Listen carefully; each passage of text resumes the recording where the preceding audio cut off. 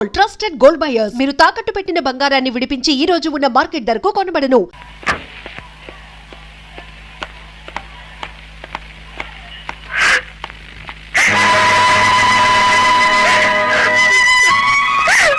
I'm very sorry sir.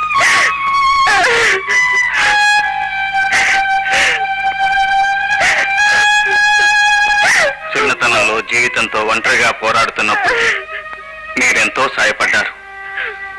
మీ రుణం తప్పకుండా తీర్చుకుంటాను ధర్మయ్య గారు. రా శోభ. రామయ్య, రామయ్య వస్తున్నా బాబు. ఈ అమ్మాయి శోభ. నేను చెప్తుండేవాడిని ధర్మయ్య గారని, ఆయన కూతురు. మీరు ఎన్నోసార్లు వెతికించారే ఆ ధర్మయ్య గారేనా బాబు? అవును, ఆయన 5 ఏళ్ల క్రితమే చనిపోయారట. ఇప్పుడు ఈ అమ్మాయి తల్లి కూడా చనిపోయింది. ఇక శోభ మన ఇంట్లోనే ఉంటుంది. లోపలికి తీసుకెళ్ళి. ఇక్కడ నీకే లోటు ఉండదమ్మా. మా శంభుబాబు అంటే కొండంత అండ. రామ్మా.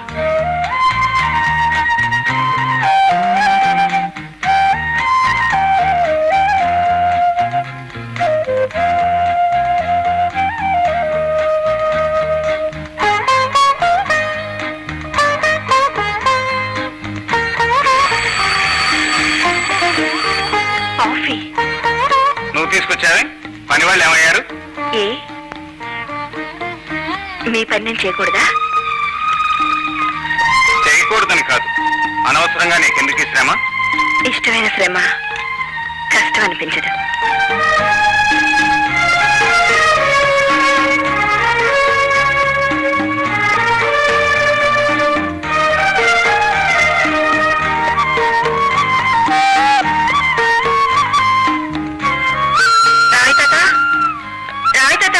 అమ్మా, ఈ ఫోటోలు ఎవరివి?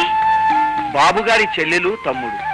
అమ్మాయి గారు మద్రాసులో, చిన్నబాబు గారు వైజాగ్ లో చదువుతున్నారు.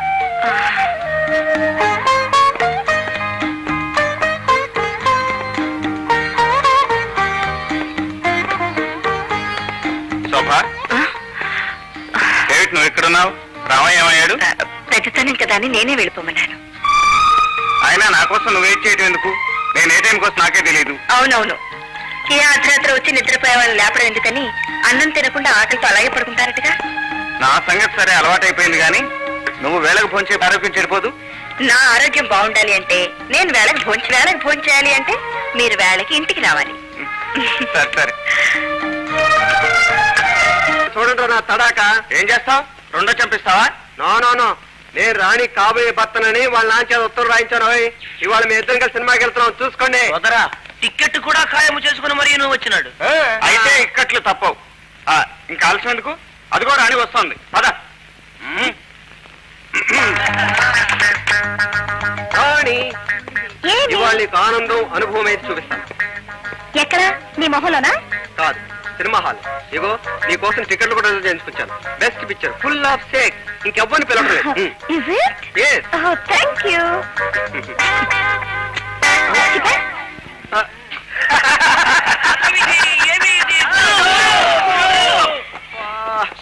సోదరా మళ్ళీ దెబ్బలు తింటివా?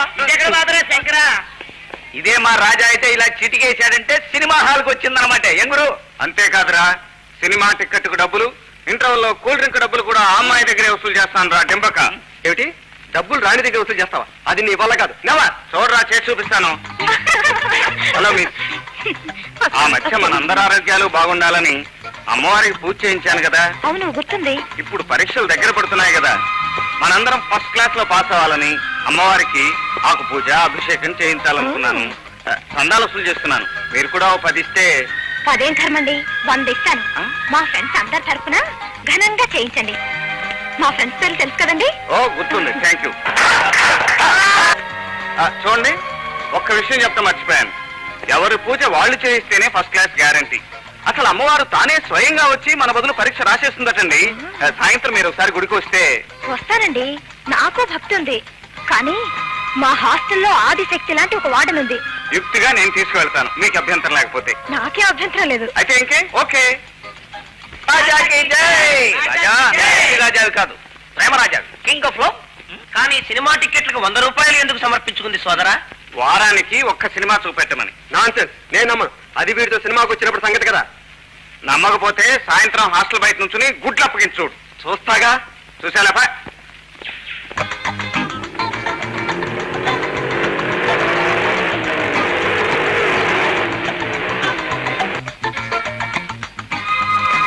ఏమిటి ఇక్కడ ఎవరు లేరే? తలుపులు మూసున్నాయి. అభిషేకం ఆకు పూజ అన్నారు. ఎవరు చేస్తారు? నేనే. నువ్వా? అవును, నేనే పూజారిని, ప్రేమ పూజారిని. నువ్వే నా దేవత. అయ్యో! ఆ?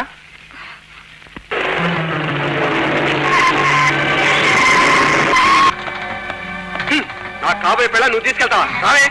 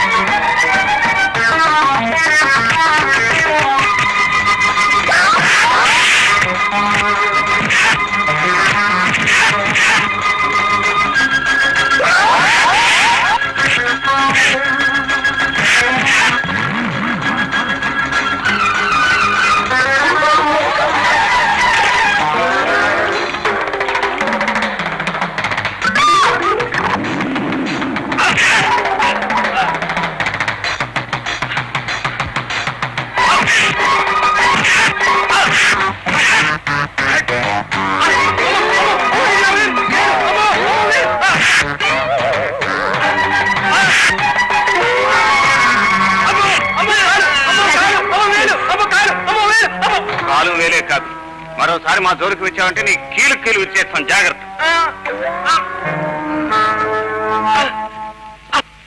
జడ్జి గారు, జడ్జి గారు. ఏమిటయ్యా లోకనాథం రా. ఏమిటి చిరాగానే కేకలు? శివం ఎత్తినట్టు. శివం ఎత్తబెట్టానయ్యా, పరమశివం ఇంటికి వచ్చింది. గాలి వానా కలిసి వచ్చినట్టు బాబు కొడుకు జంటగా వచ్చారంటే ఏదో కథ ఉందన్నమాటే. తర్వాత చెబుతారు కానీ ముందు కూర్చోండి. కూర్చోండి. కాఫీ తాగుతారా? కథ సాఫీగా నడవంది, కాఫీలా తాగుతామావయ్యా. పరమశివం, నువ్వు ఇంత పెద్ద జడ్జి కదా, ఇలా అన్యాయం చేయొచ్చా? నేను అన్యాయం చేశానా? నువ్వు మెజిస్ట్రేట్ గా ఉన్న దగ్గర నుంచి మన ఇద్దరం వియ్యంకులం అని ఊళ్ళో అందరూ అనుకుంటున్నారా? నీ కూతురు రాణి నా కొడుకిచ్చి పెళ్లి చేస్తాను ఎన్నిసార్లు వాగ్దానం చేసావు? ఇప్పుడు దానికే వచ్చిందయ్యా అభ్యంతరం. అభ్యంతరగా ఇంకేడు మావయ్య, నన్ను వదిలేసి ఇంకెవరితో డేట్లు పడుతుంది. ఏమిట్రా నువ్వు అనేది? అలా తిరగటం తప్పంటే వాడి చేత నన్ను కొట్టించింది. ఇదిగో ఈ కాలు చూడు, ఈ వేలు చూడు. ఏమిటిది? నువ్వు రాణిని అక్కడికి పంపించి చదివించేది బుద్ధిమంతుడు భార్యగా చేయాలని కదా, మరి ఈ దురాగతం ఏమిటి చెప్పు? ఏమిటో నేనే వెళ్ళి చూస్తానుగా. చూడటం కాదయ్యా, అనుకున్న ప్రకారం పెళ్లి జరిపిస్తానని వాగ్దానం చెయ్యి. ఎన్నిసార్లు? ఇంకొకసారి అనుకోవయ్యా. అలాగే, వైజాగ్ వెళ్ళి అమ్మాయితో మాట్లాడతాను.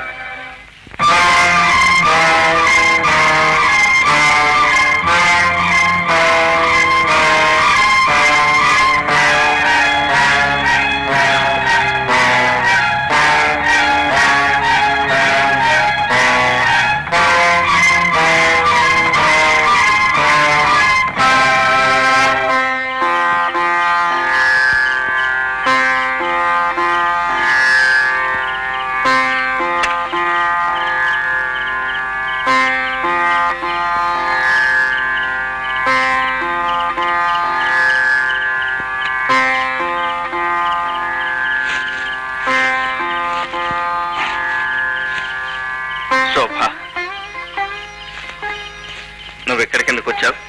ప్రతి పున్నమి మిమ్మల్ని అమావాస్యగా ఎందుకు వేధిస్తుందో తెలుసుకుందామని. నా గుండెల్ని కాలుస్తున్న మంటలు నాలోనే ఉండిపోని. నీకెందుకు ఈ అనవసరపు ఆందోళన? మీ ఆవేదనకు కారణం తెలియకపోతేనే నాలో ఆందోళన పెరుగుతుంది. అయినా ఆత్మీయులతో చెప్పుకుంటేనే కొంత ఊరట కలుగుతుంది. నిజమే, కానీ అంత చెప్పకూడదు అయితే చెప్పకండి. అలాంటి రహస్యం ఏమీ లేదు. ఆ సమాధులను చూసావా? మీ తల్లిదండ్రులువా? అవును. జీవిత పోరాటంలో ఓటమిని అంగీకరించని నా తండ్రి ఒక కాంట్రాక్టర్.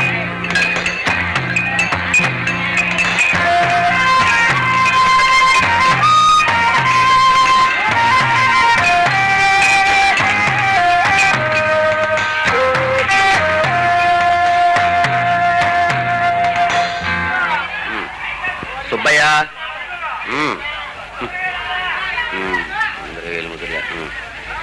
పానకం. ఓహో, నీకు సంతకం వచ్చు కదూ? అవు ఆ. ఏం దోరా, మా నాయకుడు 10 చెప్పిండు, నువ్వు 5 ఇస్తున్నావు ఏం దోరా? అదంతా ఎలవయా. గట్లెందుకు పోతా? నా పైసా నాకి మేనేజర్ ఇచ్చిన 5 తీసుకుని పో. గట్లెందుకు పోతా? నా 10 లెక్క నాకు ఇప్పించు పోతా. ఏంట్రా నీకు ఇప్పించేది? ఏమిటి దౌర్జన్యం? న్యాయంగా రావాల్సిన కూలి ఇచ్చేయండి.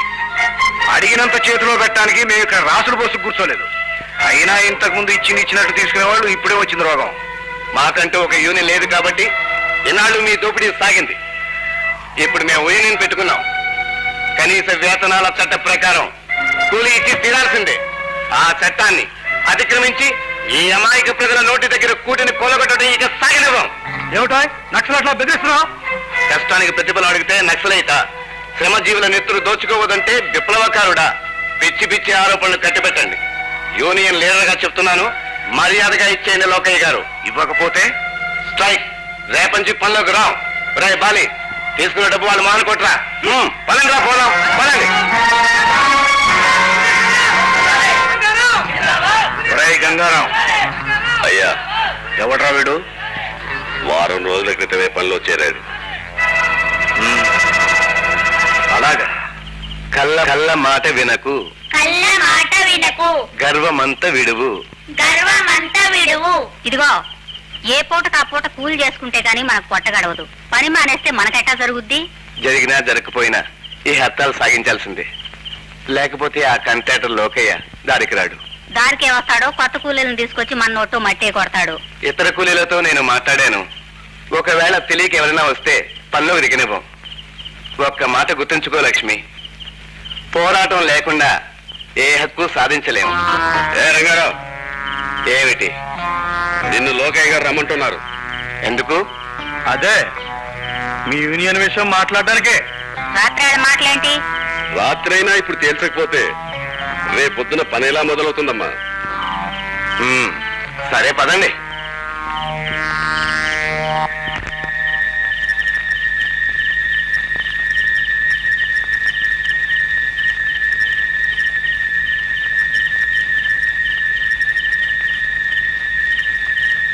ఏరి లోకయ్య గారు ఎక్కడా? నిన్ను సఫా చేయటానికి లోకయ్య ఎందుకురా? మేం చాలా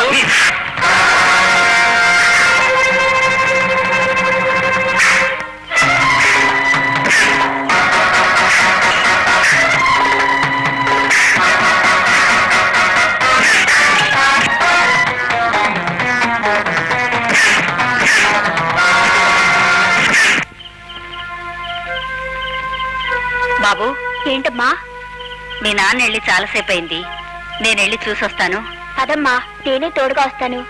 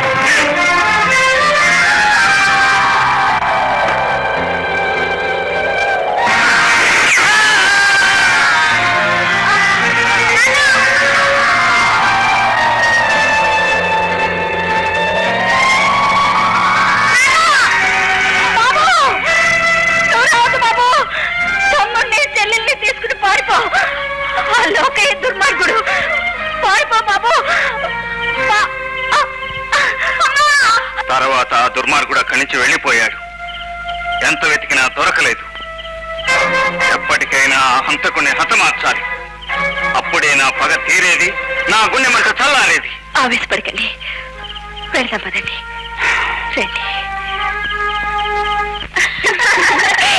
దీనికి మధ్య జోక్స్ మరీ ఎక్కువైపోతున్నాయి కదే.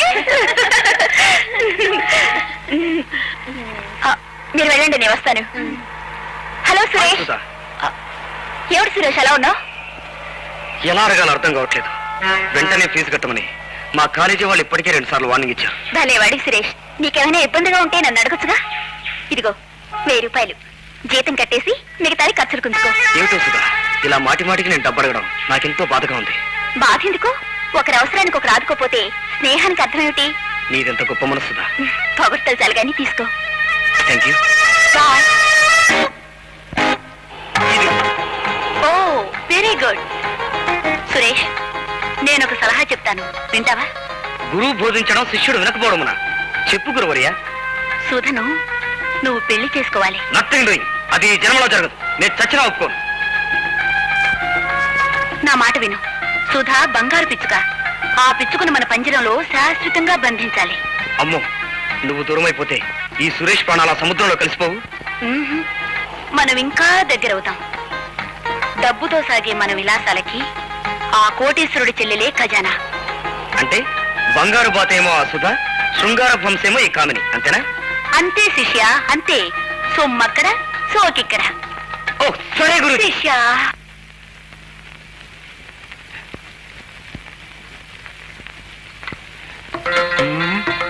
டேடே, அந்த பொண்ணு மெட்ராஸ்ல கிளப் டான்ஸ் சோபா மாதிரி இல்லையா? சோபா மாதிரி என்ன பிள்ளை? சோபா தான் அதானே. చూసే వాళ్ళ మొదలు పోగొట్టేది. ఇన్నాళ్ళు కనిపించకపోతే ఏమైందో అనుకున్నాం. మొత్తానికి గట్టిగా అందే బంగార కోట్లని పాగా వేసింది. మనం ఎన్నమో శంభు ప్రసాద్ సారు పెరియ శ్రీరామచంద్రన్ కలిసిని ఎవరేమో బజార్ పండుని తీసుకొచ్చి ఇంట్లో పెట్టుకున్నారు. It's my personal affair. అనవసరమైన వాగుడు మాని ఎందుకు వచ్చారో చెప్పండి. అదేనండి, మీ ఇంజనీరింగ్ ప్రొడక్ట్స్ మాకు మద్రాస్కి ఏజెన్సీ కావాలని. Then you can come and meet me in the office. Please go. Okay sir, రండి.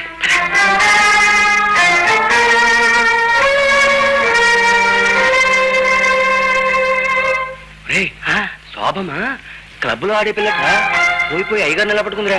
ఆడా ఈయన పెద్ద మాయలాడంట్రా. కట్టు కథలు చెప్పి అయ్యగారు ఇంట్లో దూరుంటుంది. అదే బాబు గారు తీసుకొస్తే ఏదో సంసార పత్రం అనుకున్నాం గానీ ఇవి క్లబ్ డాన్సర్ అనే సంగతి మనకే తెలుసు. ఆ వచ్చిన వాళ్ళు ముగ్గురు ఎంత అసహ్యంగా మాట్లాడారు. ఈ రోజు ముగ్గురే, రేపు లోకమై కోడైపోతుంది. పరువు పూర్తిగా బజార్ పాలు కాకముందే బాబు గారు కళ్ళు తెరిచి ఈ మహాతల్లిని బయటకు పంపిస్తే బాగుంటుంది. బాగా చెప్పావు. బాబు గారు తీసుకొస్తే ఏదో సంసార పత్రం అనుకున్నావు గానీ ఇవి క్లబ్ డాన్సర్ అనే సంగతి మనకే తెలుసు. పరువు పూర్తిగా బజార్ పాలు కాకముందే బాబు గారు కళ్ళు తెరిచి ఈ మహాతల్లిని బయటకు పంపిస్తే బాగుంటుంది.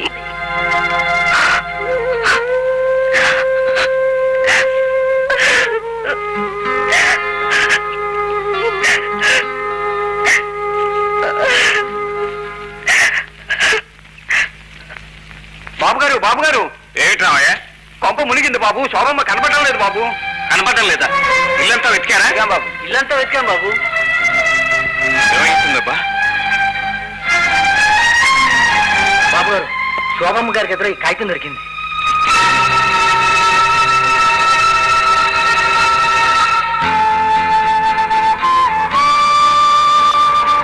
నా దైవానికి దిక్కులేని నాకు దేవుళ్ళ దిక్కయ్యారు. ఆ దేవుణ్ణి పూజించుకోవడమే నా బ్రతుకు పరమార్థం అనుకున్నాను కానీ నా ఉనికి వల్ల ఆ దేవాలయం అపనిందల పాలవుతుంది అనుకోలేదు. నా మూలంగా శ్రీరామచంద్రమూర్తి లాంటి మీ జీవితంలో మధ్య ఏర్పడకూడదు. అందుకే వెళ్ళిపోతున్నాను.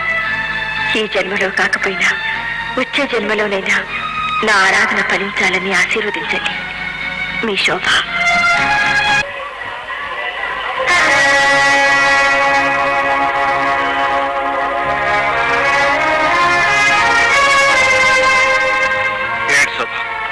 ఏమిటి పని?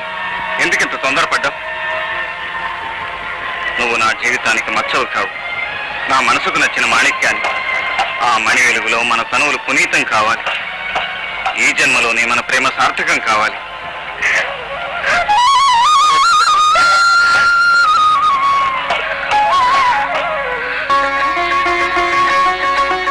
ఇన్నాళ్లకు నా కళ్ళు పుణ్యం చేసుకున్నాయి బాబు. ఈ పెళ్లితో ఈ ఇంటికి వెలుగొచ్చింది. అంతా నీ ఆశీర్వాదం రామయ్య. కాదు బాబు, అంతా మీ తల్లిదండ్రుల కడుపు చలవా. రండి రాజా, మా నాన్నగారు. నమస్తే సార్. సర్కారు యువర్ ఆనర్ అనాలి. అలా అనటానికి ఇది కోర్టు కాదుగా. పలకింది జడ్జి కూతుర్ని, నిలిచింది జడ్జి ఎదుట. కాబట్టి నీకు సంబంధించినంత వరకు ఇది కోర్టే. సాక్ష్యాధారాలు విని మాత్రమే నేర్పుగా తీర్పు చెప్పే కోర్టు వారికి యువ హృదయాల లోతులు గ్రహించి తీర్పు చెప్పే ఓర్పు ఉంటుందా? బలబలే రాణి, నువ్వు లోపలికి వెళ్ళు. కూర్చో. విచారించబడవలసిన వ్యక్తి కోర్టులో నిలబడే ఉంటాడు. గుడ్. అయితే మీ ఇద్దరు ప్రేమించుకున్నారంటావు.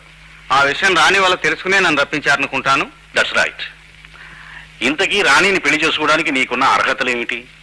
అది ఆర్థిక పర్హత అయితే మా వ్యాపారాలు కోట్ల మీద జరుగుతుంటాయి. ఇక చదువు అయితే పోస్ట్ గ్రాడ్యుయేషన్ పూర్తి కాబోతోంది. ఐసి. నీ స్వస్థలం? హైదరాబాద్. హైదరాబాద్ అంటే నువ్వు ఆ శంభు ప్రసాద్కి స్వయానా తమ్ముణ్ణి. No never. నువ్వు నా ఇంటి అల్లుడు కావడానికి వీల్లేదు. ఒక హంతకుడు తమ్ముడికి నా కుమార్తెని ఇవ్వడం అసంభవం. ఏమిటి? మా అన్నయ్య హంతకుడా? ఈ మాటే మరొకరనుంటే నువ్వు హత్య చేయడానికి సిద్ధమయ్యేవాడివా?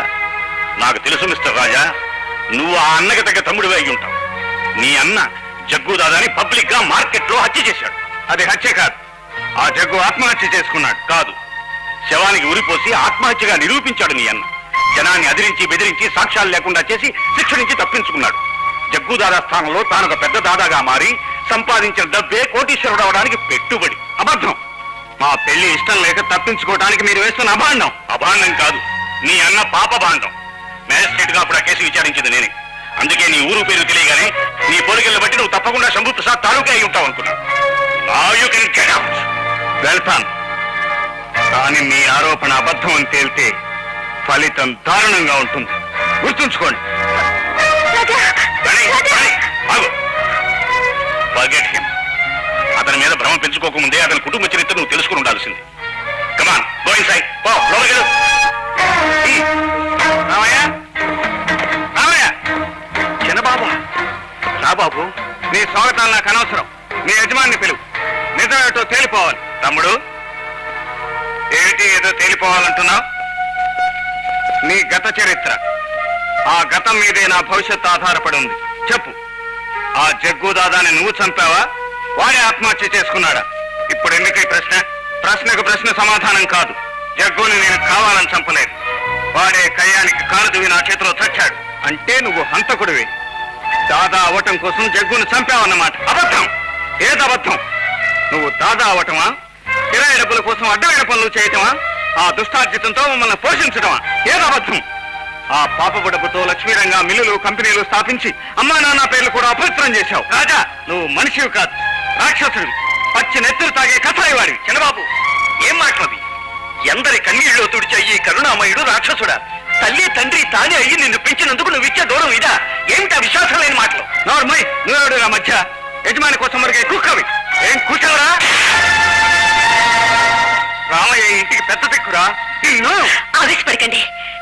చిన్నవాడు అతను తొందరపడితే పెద్దవాళ్ళు మీరు తొందరపడతారా? పెద్దవాడిని కనుక నేను చిన్నప్పటి నుంచి వాడికి ఏ కష్టం రాకుండా పెంచాను.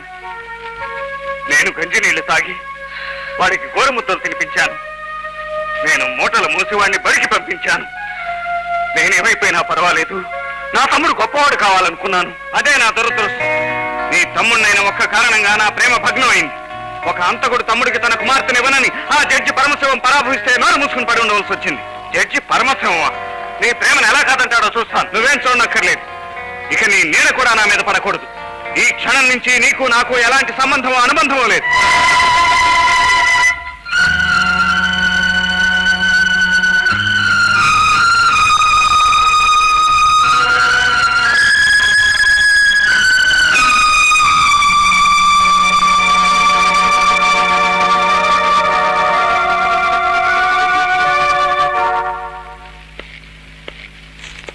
ఎవరు? నేనే జడ్జి గారు. నువ్వా? ఎందుకు వచ్చావు? కయ్యం కోసమా? కాదు, బియ్యం అందుకోవడానికి. వియ్యము నెయ్యము సరిసమానులైన మర్యాదస్తుల మధ్య నరమాంసం రుచి మరిగిన పెద్ద పులి సంతతికి, పాలిచ్చి పదుగురిని బ్రతికించే పరమసాధువుల జాతికి సంబంధం ఎలా సాధ్యం? నేను చట్టానికి కట్టుబడి న్యాయానికి నిలబడే ఒక జడ్జి. నువ్వు ఆ చట్టాన్ని న్యాయాన్ని తారుమారు చేసి శిక్ష నుంచి తప్పించుకున్న ఒక హంతకుడు. ఆనాడు నాకు శిక్ష విధించలేకపోయినందుకే ఇంతగా తపన పడుతున్నారు. నా చేతిలో చచ్చాడని మీరు చెప్తున్న ఆ జగ్గు దాదా అంతకుముందు ఎన్నో హత్యలు చేశాడు. ఎందరి కొంపలో కూల్చాడు. వాడికి ఏం శిక్ష విధించగలిగారు మీరు? మీ చట్టం అరికట్టలేని అన్యాయాన్ని నేను అరికడుతున్నాను. మీ కోర్టులు శిక్షించలేని దోషులను నేను శిక్షిస్తున్నాను. చట్టం ఒక రౌడీ చేతిలో ఆయుధం కాకూడదు. న్యాయం ఒక నేరస్తుడి అరచేతి ఆటబొమ్మ కాకూడదు. మిస్టర్ శంభూ ప్రసాద్, 100 పుణ్యాల ఫలితం ఒక్క పాపంతో తుడుచుకుపోతుంది. కానీ ఒక్క పాపం ఫలితం 1000 పుణ్యాలతో కూడా మాసిపోదు. నీ జీవితాంతం హంతకుడు అనే ముద్రను నువ్వు చెరుపుకోలేవు. మీ దృష్టిలో నేను రౌడీని కావచ్చు, హంతకుడిని కావచ్చు. కానీ ఒకరి నేరానికి మరొకరిని శిక్షించడం ఏ న్యాయశాస్త్రంలో ఉందో చెప్పండి. గంజాయి వనంలో తులసి మొక్క పుట్టదు. రౌడీల కొట్లాటల మధ్య, హతుల గోలీల మధ్య ఒక కూనీకోరు తమ్ముడిగా పెరిగిన రాజాకి కూడా అదే హింసా ప్రవృత్తి ఉంటుంది. ఏ ఆవేశపు గడియల్లోనూ, ఏ స్వార్థపు ఆలోచనతోనో ఏదో ఒక రోజు అతను కూడా హంతకుడే అవుతాడు. మీరు నన్నెంత నిందించినా సహిస్తాను. కానీ నా తమ్ముడిని ఒక్క మాట అంటే సహించను. నా కొట్లాట్ల గాలి కూడా వాడికి సోకనివ్వలేదు. నేరాల నీడ వాడి మీద పడనివ్వలేదు. వైతరిని వంటి ఆ భయంకర వాతావరణానికి దూరంగా పంపించి వాడిని చదివించాను. జడ్జి గారు, రాజారాణి ఇద్దరు చదువుకున్న వాళ్ళు, మనస్ఫూర్తిగా ప్రేమించుకున్నారు. మీరు అనుసరించే చట్టం కన్నా, పాలించే న్యాయం కన్నా, సమర్పించే సమాజం కన్నా అన్నిటికన్నా మిన్న ప్రేమ. ఆ ప్రేమతో పునీతమైన యువ హృదయాలను విడదీసి పాపం కట్టుకోవద్దు. నీవెన్ని నీతులు వల్లించినా, ఎంత వాదించినా ప్రయోజనం శూన్యం. ఈ జడ్జి పరమశివం తీర్పుకి మార్పు ఉండదు. ఆ ప్రేమికుల తీర్పు కూడా మార్పు ఉండదు.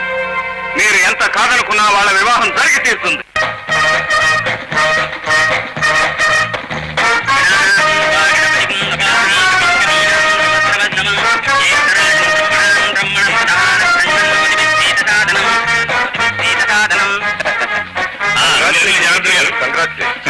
ఏమిటి సడన్ గా పెట్టేశారు? జడ్జి గారు కేసును వాయిదా వేయగలరు కానీ పెళ్లిని వాయిదా వేయలేరుగా. కక్కువచ్చినా కళ్యాణం వచ్చినా ఆగదు కదండి. బాగా చెప్పారు. అది సరే లోకనాథం గారు, పెద్దవాడు జగన్ వదిలేసి చిన్నవాడి పెళ్లి ముందు చూస్తున్నారు ఏమిటి? పెళ్లి అనేది ఎప్పుడు ఎక్కడ ఎవరెవరే జరగాలో స్వర్గంలో రిజిస్టర్ అయి ఉంటుంది. మన చేతిలో ఏమీ లేదు. దయచేయండి. అబ్బా, మన వాడికి పెళ్లి కల ఉట్టిపడుతుందిరా. మాయాబజార్లో లక్ష్మణ కుమారులా ఉన్నాడు. ఏమిరా నీ వెధవ పోలిక? అర్భకుడు ఆ లక్ష్మణ కుమారుడితో పోల్చి మా గురువుని కించపరచుకురా సుంఠ. ఆహా, పులిలాగా పలికితే కదా శిష్య. అది ఇప్పుడు ఎందుకే? అక్కడ పెట్టి వెళ్ళిన తర్వాత నేనే పెట్టుకుంటాను. మీరు వెళ్ళిపోండి. సరే, త్వరగా కానీ.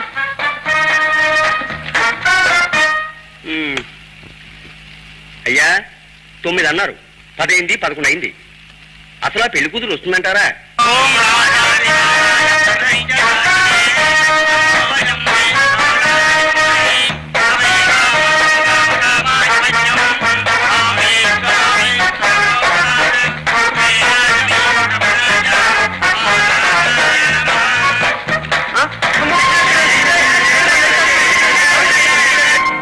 కనీసం ఇక్కడికి పోలీసు వాళ్ళు వచ్చే లోపుగానైనా పెళ్లి కూతురు వస్తుందనే నమ్మకం ఉందా? అబ్బా, శుభంగా పెళ్లి చేయించడానికి తీసుకొస్తే నువ్వెక్కడ దొరికావయ్యా? మీ మేలు ఈ జన్మలో మర్చిపోలేను. మీరు ఈ ప్లాన్ వేసుండకపోతే నా బ్రతుకు ఏమైపోయేది? సరే, నేను నీకు సాయపడినట్లు గాని, వీళ్ళు నా మనుషులు అన్నట్లు గాని రాజాకి ఎట్టి పరిస్థితుల్లోనూ తెలియకూడదు. ఇదంతా నీ ప్లాన్ అన్నట్టుగానే ప్రవర్తించు. అలాగే. పదండి.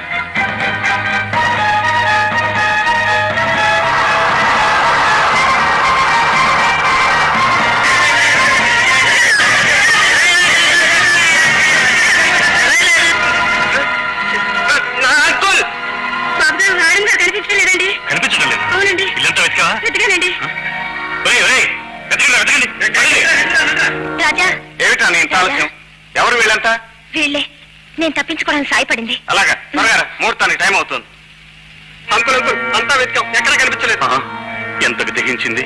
గొంప తీసావు కదా పరమశివం, 10 మందిలో నా పరువు తీసావు. మన పరువు ఒకటి తీస్తే పోయేది కాదన్నా. పాపం తన పరువు ఏమవుతుందో జడ్జి గారిని ఆలోచించుకోండి. ఇంకా ఏం ఆలోచిస్తారా? కూతురు లేచిపోతే ఏమైనా సరే, నాకు నా రాణి కావాలి. నా రాణి, నా ఉడ్బి. ఊరు మీద పిల్లసనచ్చి దేశంలో ఆడపిల్ల కరువైనట్టు కాగ్గులు నువ్వు ఒంటి మీద గుడ్డ కూడా కాపాడుకోలేకపోయా కదా.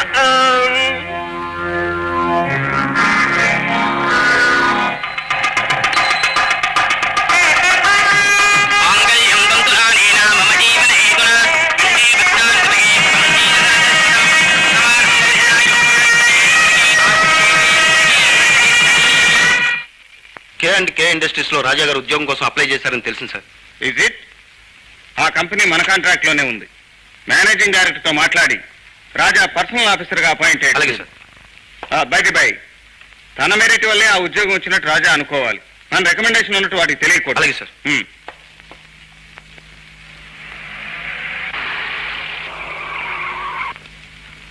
రే రంగా రంగా ఎక్కడ తెచ్చావురా? రాబే యుగాలని చిన్న డబ్బులు డబ్బు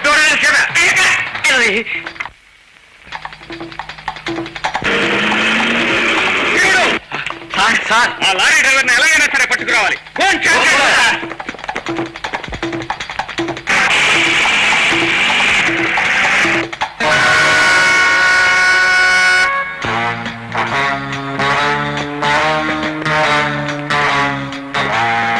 నువ్వు బలరాము కదరా బద్మాష్? కాదు, నా పేరు నీ పేరే కాదురా, నీ చరిత్ర కూడా పూర్తిగా తెలుసు. ఎవరిని మర్చిపోయినా నిన్ను, నీ గుడ్డి కన్నుని మర్చిపోలేదు. ఎక్కడ నీ యజమాని? యజమాన ఆ లారీ నా సొంతం. పూలిక విషయం దాగే కుక్కవి నువ్వు ఆ లారీకి యజమానివా? చెప్పు. 16 ఏళ్ల క్రితం నా తల్లిదండ్రులను చంపిన ఆ రాక్షసుడు లోకయ్య ఎక్కడున్నాడో చెప్పు. తెలీదు, నాకు తెలీదు. తెలీదు?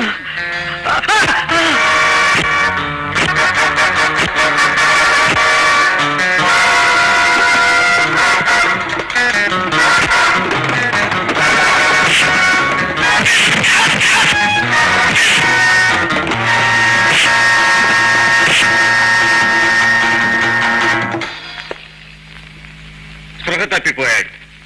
వీడిని కట్టిపడే.